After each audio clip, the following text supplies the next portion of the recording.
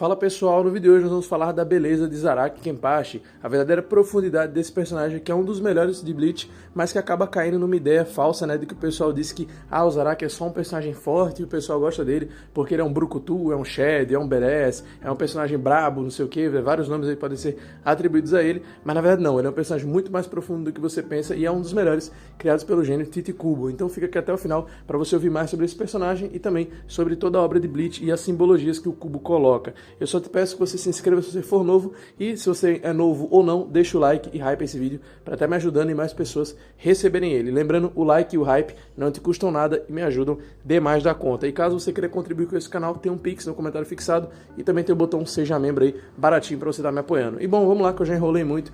O que acontece com o Zaraki Kenpachi? O Zaraki Kenpachi acaba sendo falsamente taxado de personagem vazio, personagem que só sabe gritar, que só serve pra brigar, que o povo só gosta dele porque ele é forte, só gosta dele porque ele é brucutu, porque eu acho um grande problema que tem, que é a dificuldade de entender simbologias e de se aprofundar em Bleach. Muita gente não pega, né, as nuances que o Tite Kubo coloca na obra e acaba jogando o personagem na mesma categoria que outros, como por exemplo o Takamura em Hajime no Ippo e também o Ryoji Muto lá no Karateka Hinata Minoru. Duas obras que tem vídeo aqui no canal que eu vou estar deixando aí no card para vocês assistirem. E mesmo esses dois personagens que são personagens brucutus, fortes, brabos, badass, que todo mundo gosta, ainda assim eles têm profundidade. Mas infelizmente, quando você vê um personagem brutamontes assim nos animes, já se atribui que ele só é legal porque ele é forte, que ele não tem nenhuma profundidade. Mas não, eles são personagens profundos. E um deles que eu vou estar falando hoje é o Zaraki Kenpachi. O Zaraki, ele traz justamente uma dualidade do cara forte, mas que ao mesmo tempo, pelas próprias limitações dele, se enfraquece. Tanto que o próprio Yamamoto fala pra ele que o Zaraki Kenpachi, ao invés de ficar mais forte, ele tá ficando cada vez mais fraco.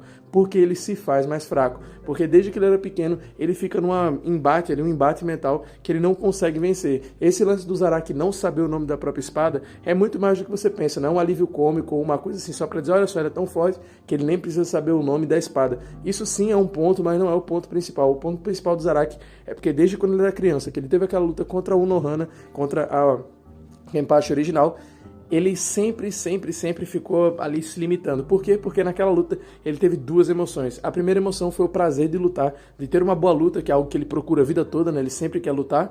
E a segunda coisa que ele teve foi o medo da morte. E justamente por causa desses dois sentimentos, ele se limita porque ele quer sentir aquele prazer de novo, mas ao mesmo tempo ele se limita quanto ao medo de ver a morte. Tanto que quando ele encontra, né, o Ichigo pela primeira vez que eles lutam, que o Zaraki tem aquela cena sensacional, né, que ele abre assim a roupa dele e fala pro Ichigo que ele pode acertar onde ele quiser, que ele não vai defender, e o Ichigo ataca o Zaraki, só que em vez de o Zaraki se machucar, quem se machuca é o Ichigo, né? A mão do Ichigo sangra, que ele se corta tentando cortar o Zaraki. Essa cena é sensacional e isso começa a mostrar pra gente que desde o início o Kubo sempre deu uma profundidade ao Zaraki. Não é como se nos últimos capítulos ele quis desenvolver, tipo assim, não, só no arco da Guerra Sangrenta o Kubo decidiu desenvolver o Zaraki Kenpachi. Não, desde o começo sempre houve muita profundidade, muita simbologia atrelada a esse personagem. É mostrado que ele, mesmo sendo um homem em estatura e poder, ele ainda era um menino, ele ainda tinha essas limitações, ele tinha esses medos que ele carregava desde a infância e ele tinha aquele amor ideal. E aí que entra a Unohana. A Unohana é outra personagem muito profunda e muito bem feita, né? Porque o Kubo também sabe fazer personagens femininas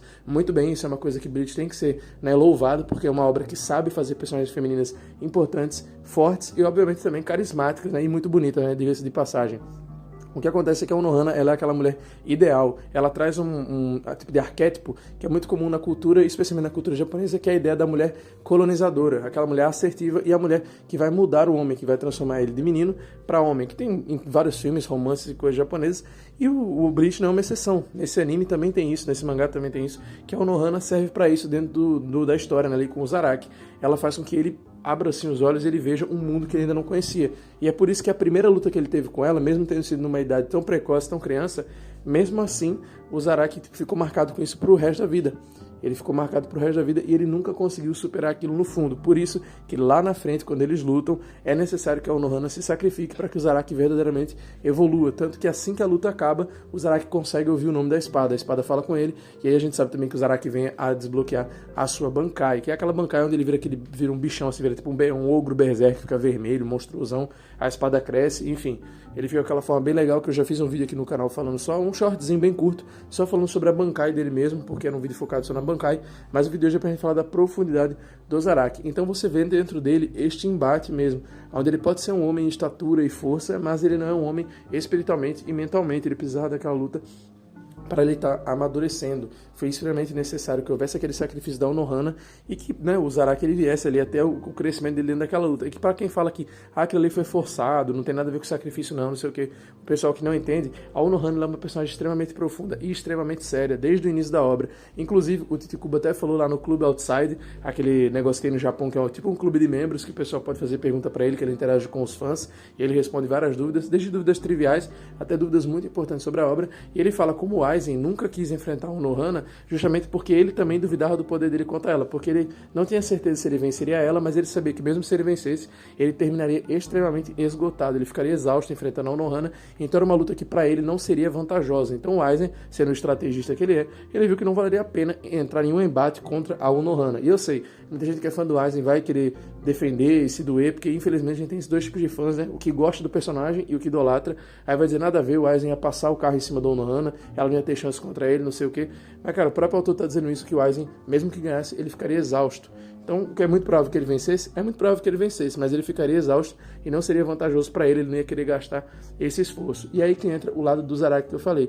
Só essa personagem, só uma mulher desse calibre, que tinha tanto esse valor emocional, quanto também de força, que poderia fazer isso com o Zaraki. Porque se a Ono-hana não fosse forte o suficiente, ela também não serviria. Vamos supor, o Zaraki lutou com ela naquela época, teve aquela emoção. Se hoje em dia, ela além da figura que ela carrega, que o Zaraki idealiza nela, né? O Zaraki ele tem um amor, ele tem sabe aquela tensão que fica ali, existe um sentimento do Zaraki por ela, onde o Zaraki idolatra e também projeta muitas coisas na Ono-hana. Ele mesmo diz, você é a mulher que eu me inspiro, você é a mulher, né, que eu olho, você é a mulher que eu desejo e tal. Tanto é que em inglês ele fala, né, you are the woman I look up to, você é a mulher que eu me inspiro, a mulher que eu me inspiro mesmo. Acho que inspira é a melhor palavra para isso, é a melhor expressão para usar nessa frase. Ele tem uma idealização muito forte com a Ono-hana. E se a Ono-hana fosse uma fraca ou não tivesse ficado mais forte desde a época que houve o primeiro embate, tipo se o Zaraki só chegasse e matasse ela com um golpe, isso não teria peso nenhum, não faria o Zaraki evoluir. Ia quebrar, talvez até criar, né, um novo bloqueio dentro da cabeça do coitado, né? Ia fazer ele ficar ainda mais bitolado e talvez ele regredir ainda mais. Então, a maneira como acontece a luta do Zaraki e da Ono-hana aconteceu no momento perfeito e ela foi a personagem perfeita para estar enfrentando ele, né? Porque ela tinha tanto a força quanto também a carga emocional que era necessária. Podia botar 100 oponentes fortes, tanto que o Zaraki já enfrentou muita gente forte, inclusive ele é tido como o quinto Shinigami mais forte, né? Algumas pessoas classificam ele assim. Eu também acho que ele está entre os 5 Shinigamis mais fortes. E o Zaraki ele precisava enfrentar alguém que tivesse a carga emocional e também que tivesse o poder. Por conta disso, a Ono-hana foi necessária, porque ela era a única pessoa, era a única que podia fazer aquilo. A única pessoa que podia tocar no íntimo do Zaraki Kenpachi foi a pessoa que tocou lá primeiro, e a única que conseguiu despertar esse sentimento nele, a única que fez ele verdadeiramente se sentir assim. E por que eu falei do Ichigo no começo? O Ichigo e o Zaraki, eles são extremamente parecidos. O próprio Zaraki Kenpachi fala isso sobre o Ichigo, que eles têm um poder dentro dele, que é um poder destrutivo, é um poder que pode acabar com eles mesmos. Eles têm um potencial de ser tão fortes que é até perigoso para eles mesmos. Ele tem um poder latente assim incrível. O Zaraki ele tem que usar aquele tapa-olho, né, para se limitar. E o Ichigo, como vocês sabem, o Ichigo tem DNA de tudo, né? O Ichigo só falta ter DNA de Saiyajin, né? O cara tem ancestralidade de tudo, o cara é brabo. Inclusive, se preparem porque vai ter um vídeo sobre também o Ichigo. Não vai ser um vídeo só sobre o Zaraki aqui, eu também vou falar do Ichigo, porque o Ichigo também é bem injustiçado. Muita gente diz que o Ichigo é um protagonista raso, que ele não tem desenvolvimento, que ele não tem objetivo, não sei o quê. Eu não sei de onde o pessoal tira que o Ichigo é um protagonista raso, mas a gente ainda escuta esse tipo de coisa. E pra mim isso é uma grande bobagem, porque o Ichigo é um grande protagonista e um dos protagonistas que eu mais gosto no mundo dos animes, diga-se de passagem.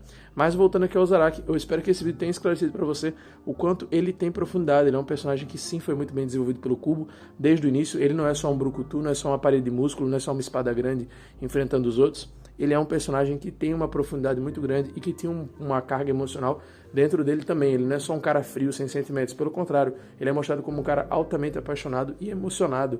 E emocionado no bom sentido. Essa palavra tem sido deturpada, né, ultimamente, como se emocionado fosse uma pessoa boba ou imatura. Mas não, emocionado porque ele se entrega mesmo ali na luta e lutar pra ele é a vida dele.